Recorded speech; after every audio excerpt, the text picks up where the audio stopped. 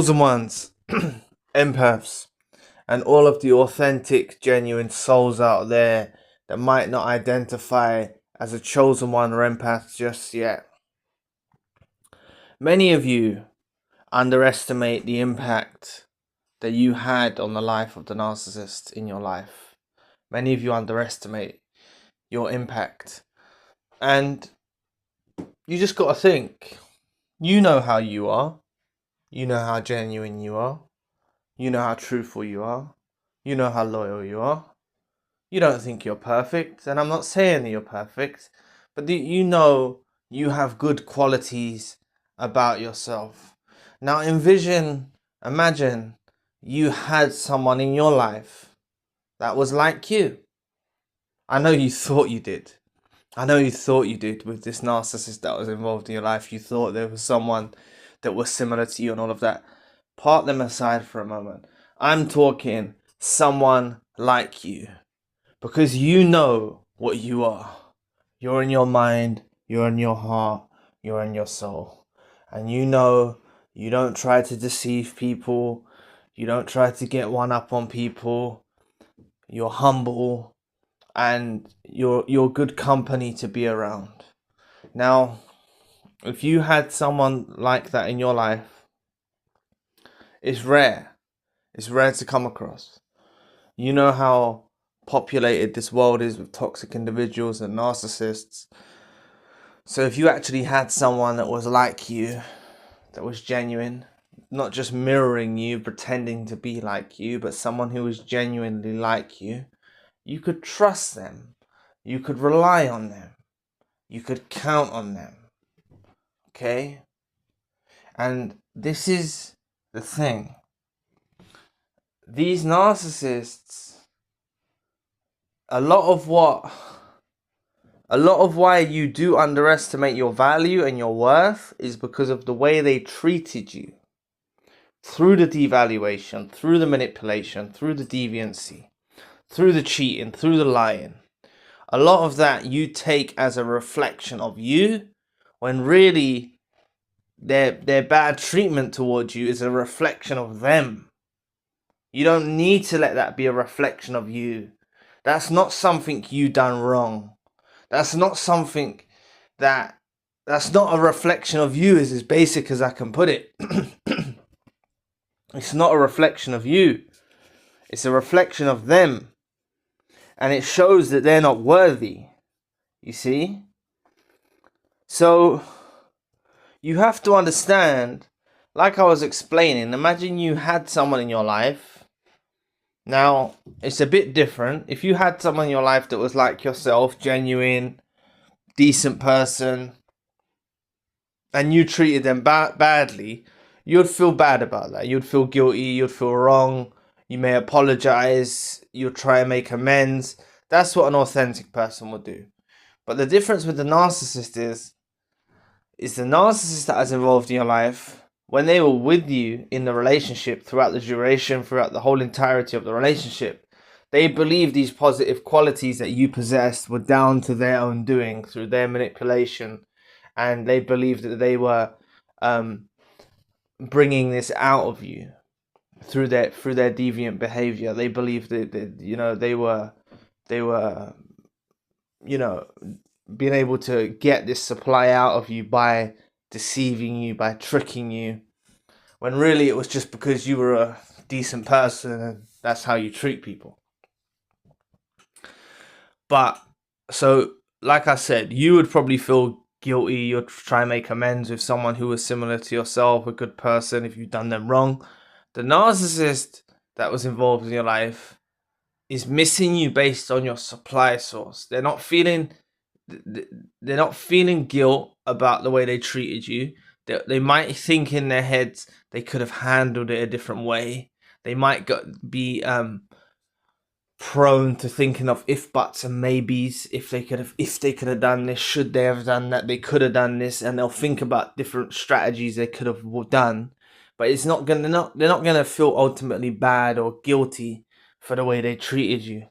You see, but there is something that they miss, and that's the supply source that they realize they can't get now. To stay informed on topics like these, subscribe to the channel. Links for all you need are in the description box below. But they are out there now, and this is why they separate from you. They treat you bad. They act like they can go on and find someone to replace you, and it's easy for them. And they do think so. They do think that it's easy for them to replace you, and they can manipulate someone else to the same degree they manipulated you, and they can, extract this supply source that's exactly like yours, or if not better.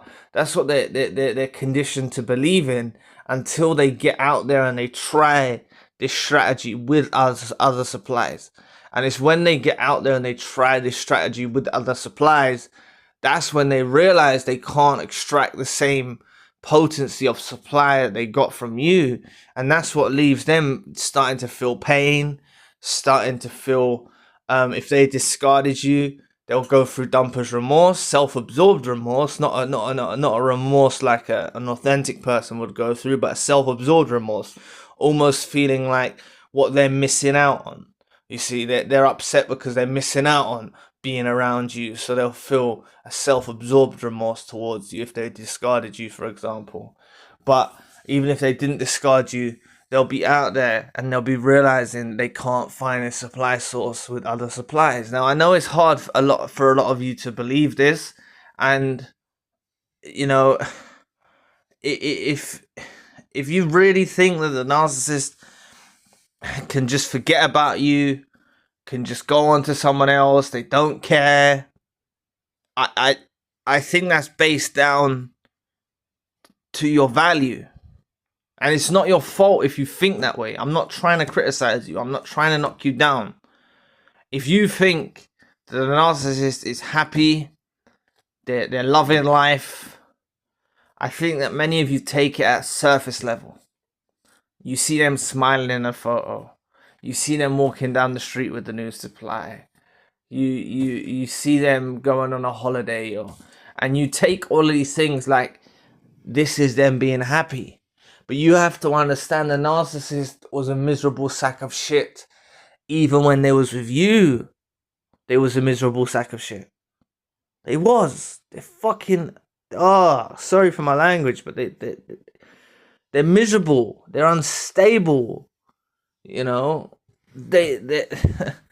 don't have happiness. Their happiness comes from disrupting people's lives, from manipulating people. That's where their happiness comes from. Short-lived happiness. That's what it comes from. So this is why I'm saying, when you think that they're out there with a new supply, loving life, okay, maybe they're enjoying manipulating this new supply. This is what you're missing out on. They're not having a perfect relationship with this new supply.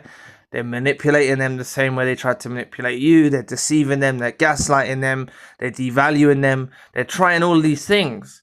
But the difference is now it's not with an empath, a chosen one, or an authentic, genuine soul like yourself.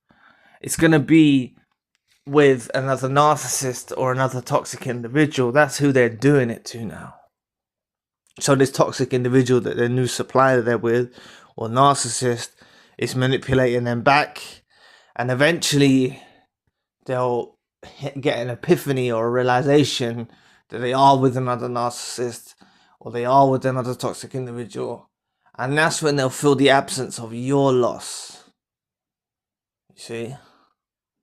When they try these same strategies that what they believed to be the reason why they were able to extract such a potent supply source from you, when they try these strategies with these new supplies and it doesn't work to the same magnitude, that's when they'll feel the void. That's when they'll feel the pain. That's when they'll feel the absence. Because up until, this is what I'm saying, this is why the ending needs to happen in the relationship. The ending of the relationship needs to occur, one, for you to get away and get on with your life, and for you to heal and go on to better things, but also for them to realize your value. Without you going your separate ways, without you going and getting on with your life, they don't realize your value. And they never would have unless this separation happened. Unless this time happened when you went your separate ways. So for those of you that are struggling, like going off and on in the relationship with the narcissist involved in your life, you need to make that break. And also, if you are the one that cuts the narcissist off, you need to be aware that you can go through dumper's remorse. You can start feeling guilty, remorseful towards them, feeling like that you shouldn't have done it and things like that. So you need to study that. Study dumper's remorse to realize that's a psychological process that you will go through. But you need to go about your own way in life for them to realize. That's the only way they realize. They don't appreciate you when they have you. And it's not enough for them to change their whole construct and change who they are and stuff like that. They're going to be a narcissist. They're going to be a deviant. But at least they reciprocate finally your value. But it's not enough for you to like let them back into your life or something like that. Because it would just be a repeat process. So just understand the separation does cause them pain. And a lot of you underestimate your value and underestimate your worth. It's a natural thing that happens. You go through devaluation, you go through the hurt and the pain from the narcissist involved in your life. It's natural for you to not really see your value. And I'm not trying to ask you to register everything that I'm saying in this video the first time you listen to it. I'm not asking you to do that, because you probably won't take on board everything I'm saying now, especially with the hurt you're going through and everything like that. But you may remember some things I've said, or take what you can from it and disregard the rest. You know, just understand it's about you understanding your worth. You really got to comprehend who you are as a person. Never compare yourself to no one else. Don't compare yourself in any aspect to anybody else. When it comes to dealing with narcissists, you have a unique supply source. You have a unique supply source that they're accustomed to. And it's not just based on what you provided for the narcissist. It's you as a person. You around whoever you encounter in life, you bring a lot of benefit to whoever you encounter in life. Okay? And that's why these narcissists and toxic individuals try to latch onto you. Because they know that you have these qualities. Yes, when they get involved with you, they start to believe it's down to them. But they know that you're different. And they certainly know you're different after they've gone with a new supply and they've tried to go on with their life without you. They certainly know that these qualities are part of you rather than their own doing and manipulation that extracted this beautiful supply from yourself to them, you see. So it's about you knowing your value. Really work on your value. Really understand who you are as a person. Really understand you won't be replaced no matter how hard they try. They can go for a lifetime. They're not going to find no one like you. So this parting of ways, you going your separate ways, is the best thing that can possibly happen. It's literally the best thing that can happen. For you and for them to see. But never let them back in. Make sure that you never let them back in. So, thanks for listening today. If you'd like to know more about why narcissists are so jealous of empaths, click this video here, and I'll be back with another video soon. Peace.